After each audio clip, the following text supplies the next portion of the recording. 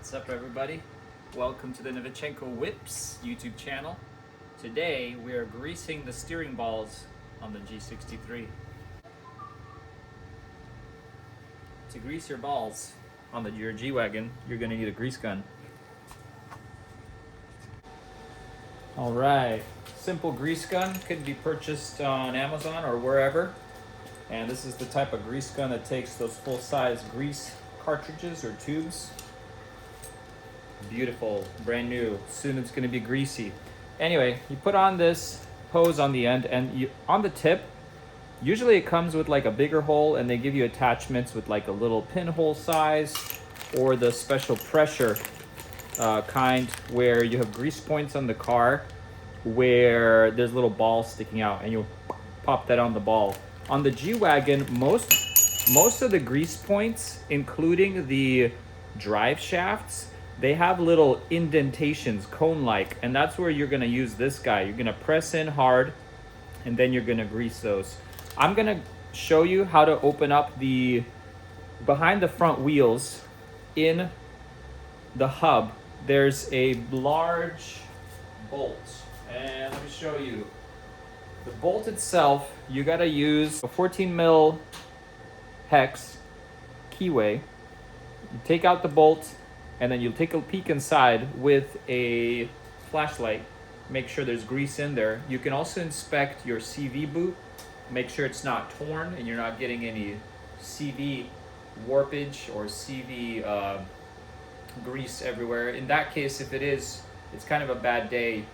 If it just started happening, you could probably save your CV axle. If it's been happening for a while, your CV axle could be toast and could have overheated, and the bearings could be toast in there.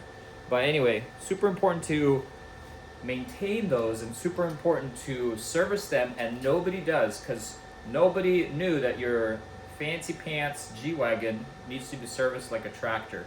It pretty much is a fancy tractor. So let's get under the car and do all this. Let me load up the cartridge.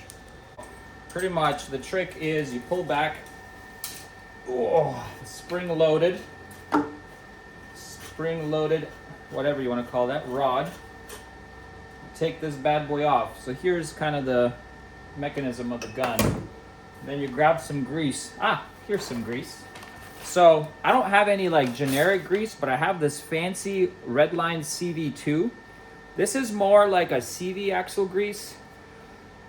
Some guys will say don't use it because it's too thin when it gets hot, and so you'll see it leaking out from the swipe seals. And it's kind of a true thing. Other guys will say, no, put it in there in case your CV axle boot is worn or ripped. At least you already have the red stuff in the wheel hub or wheel chamber, whatever you want to call it, with all the moving parts, and that you're just going to get more of the good stuff in there. Honestly, I don't have any other grease right now, and this has been laying around in my garage for a while. I might as well use it. Redline grease is good stuff. On my previous G Wagon that I owned years ago, I bought this because I had to buy new CV axles because my boots tore. I didn't know about this service, and boom, thousands of dollars in parts because the CV axles are not cheap. I did the labor with my father. A lot of bearings in there. It's kind of a pain to do yourself. So do yourself a favor and service your bad boy G Wagon. So you load that in there, and then boom. If you ever want to launch one of these at someone that's annoying you, here's the trick. Anyway, take off your cap, very handy thing. Then you screw that back in there, and then you undo the actuator. It's important to get the steps right, because if you launch this into the ceiling of your garage, it's not my fault. I should stop talking before I actually accidentally do that. Let's screw this back in, gluten tight, German torque specs. And then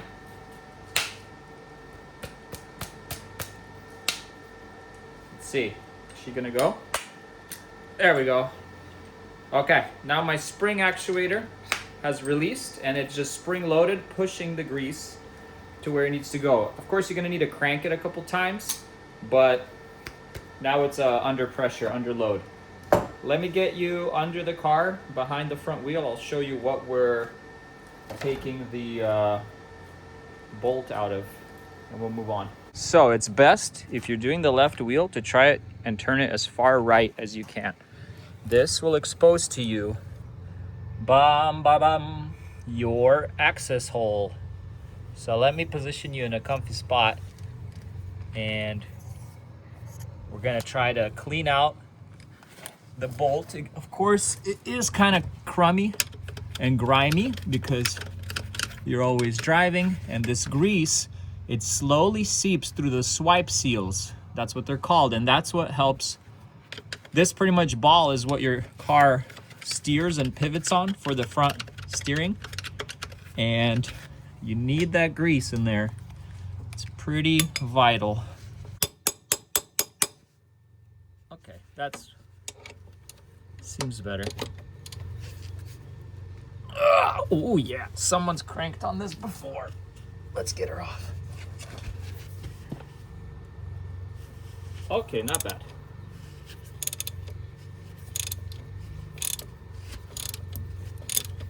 You're gonna clean the surface around it to clean outward and away. But here's what you're, so I can see people have been servicing this. Now let me give this a poke. So you see this? Okay. I mean, it looks like there's grease in there, but I'm gonna kind of clean this area, and I'm gonna shine a flashlight in here and just give a quick look-see to the CV axle. You're probably not gonna see anything just because it's way in there, and I'm gonna need to use a bright LED, but if you do it, you will see a boot. It's just a good idea to look in there. This is a good amount of grease because you could see it as soon as you take out the bolt. As I mentioned on my old truck, it was dry when I first learned about how to do this. And so, I don't know, if you love your G and want it to last, make sure to do this.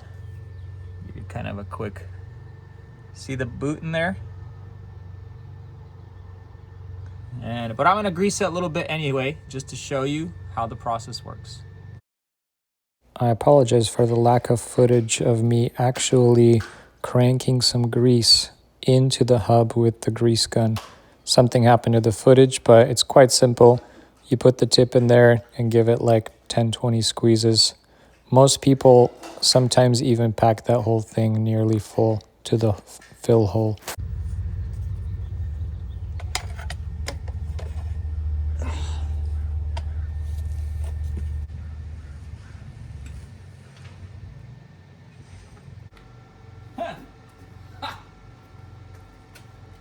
Who would have thought your fancy pants mom wagon needs to be greased and serviced like a farm tractor?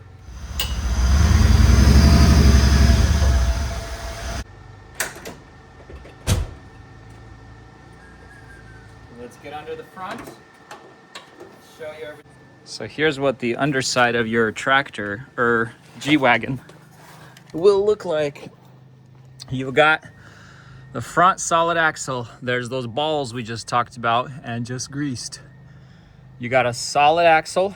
I saw this one's not leaking, but it's nice that you have a fill plug and a drain plug. So if you want to check your fluid level, you pop that guy out, see if any fluid's coming out. If it's not, dip your finger in there, see what the fluid color is like, see if you need to do a flush. Let's do that in the next video, right? Here's your cool locker for the front.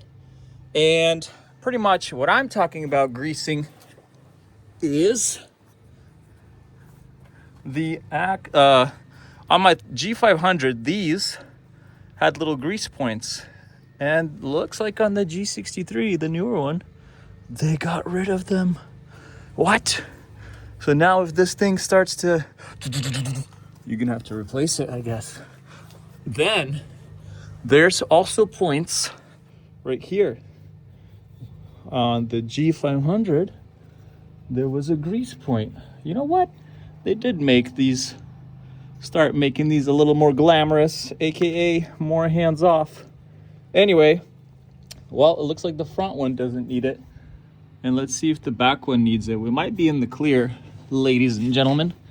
If you're in a G500, what I'm saying is you're gonna have little indentations where you can pack some grease. And similarly, on the drive shaft, there's gonna be a little indentation.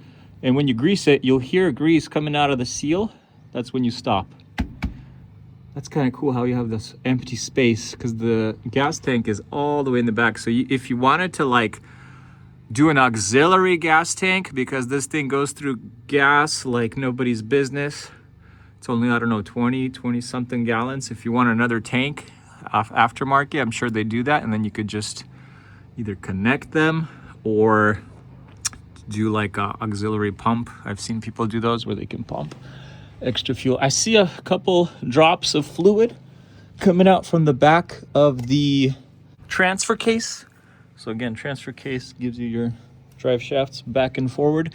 This one, it's not bad, but it is like a clear fluid. So I might check the fluid level in the transfer case while I'm under here. It's just probably seeping somewhere, but I've heard that's not a big issue. And then again, your rear diff, same story. You have a fill and a drain, you can check the levels there.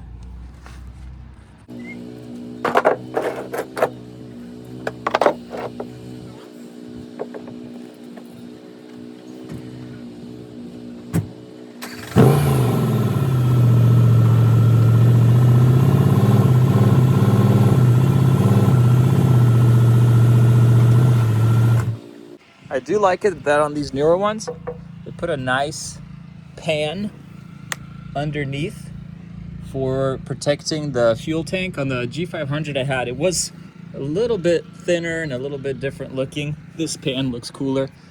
There's that rear diff locker. Here's the rear diff. It's pretty dry. There's a little bit of tiny seepage, but that's not a concern.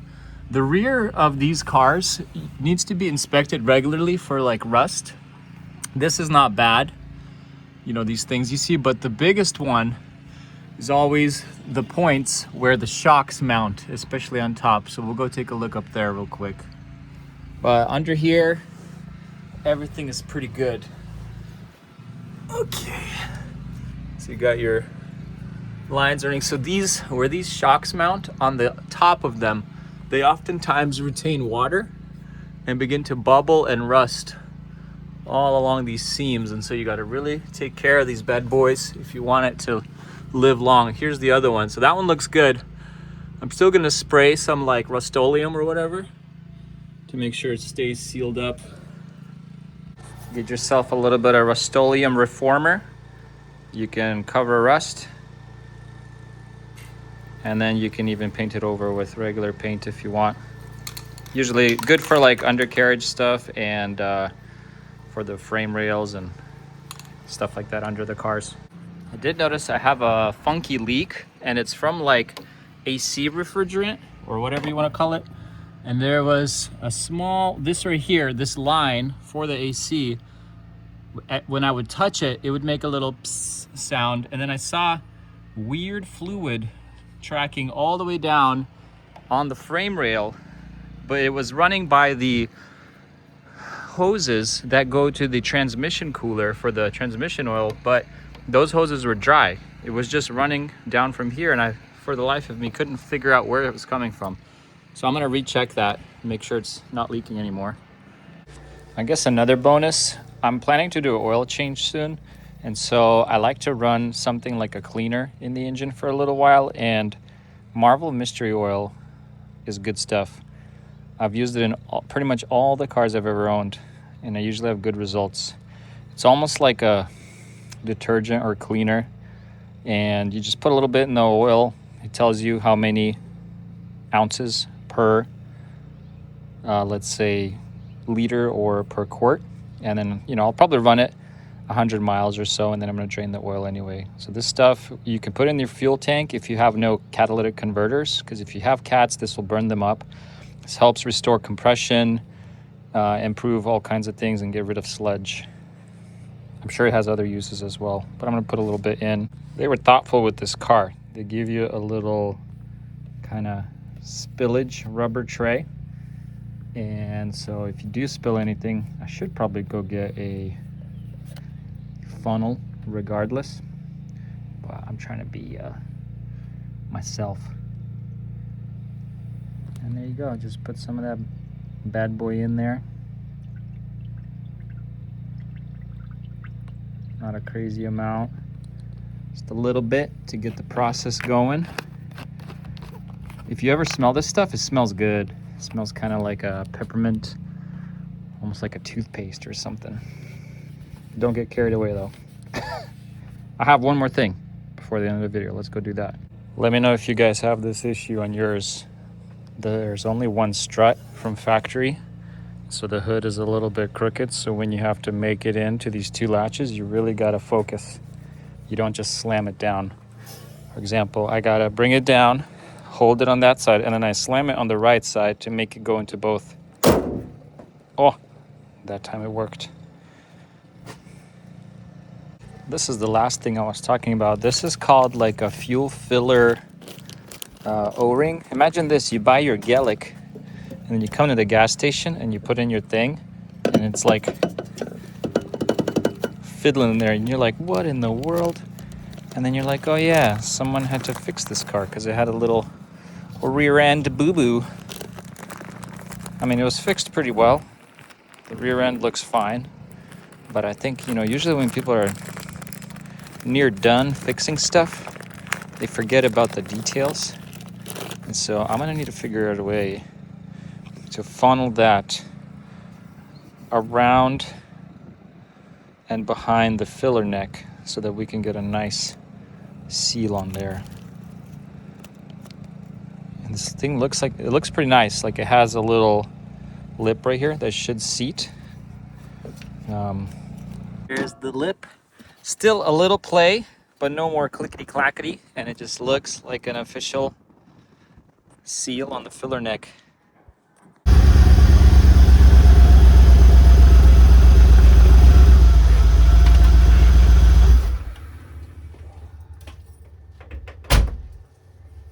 That'll be it for today, guys. Thanks for joining in and learning how to grease your balls on your G Wagon. See you in the next one.